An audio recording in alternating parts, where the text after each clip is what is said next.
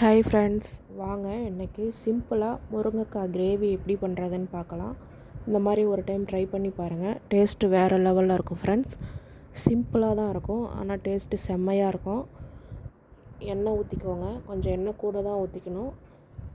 கடுகு, பெருஞ்சீரகம் தாளிச்சிக்கோங்க, நல்லா பொரியட்டும்.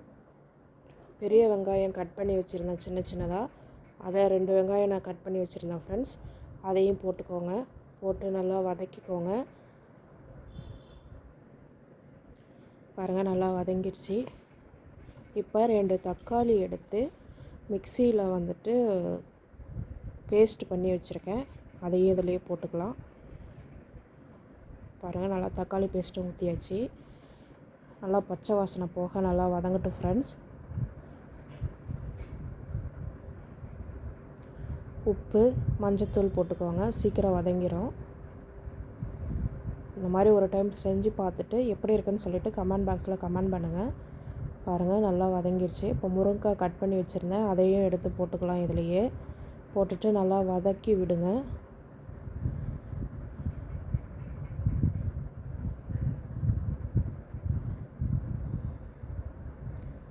ஃப்ரெண்ட்ஸ், இந்த வீடியோ பிடிச்சிருந்தால் லைக் பண்ணுங்கள், ஷேர் பண்ணுங்கள், சப்ஸ்கிரைப் பண்ணுங்கள் ஃப்ரெண்ட்ஸ். தொடர்ந்து சப்போர்ட் பண்ணுங்கள்.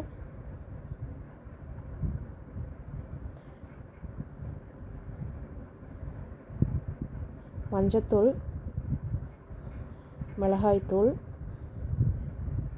காரத்துக்கு தேவையான அளவு போட்டுக்கோங்க ஃப்ரெண்ட்ஸ். நான் 1 ஸ்பூன் மட்டும் போட்டிருக்கேன்.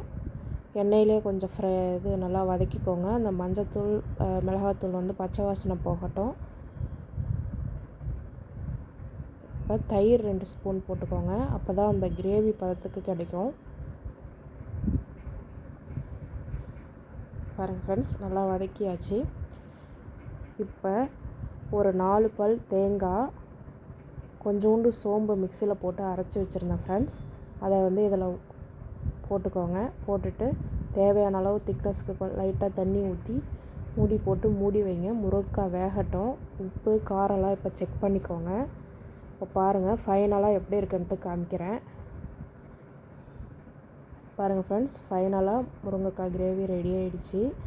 இது சாதத்துக்கு போட்டு பிசைஞ்சு சாப்பிட்லாம், தயிர் சாதத்துக்கு தொட்டுட்டு சாப்பிட்லாம். டேஸ்ட்டு சூப்பராக இருக்கும் ஃப்ரெண்ட்ஸ். இந்த வீடியோ பிடிச்சிருந்தால் லைக் பண்ணுங்கள், ஷேர் பண்ணுங்கள், சப்ஸ்கிரைப் பண்ணுங்கள் ஃப்ரெண்ட்ஸ்.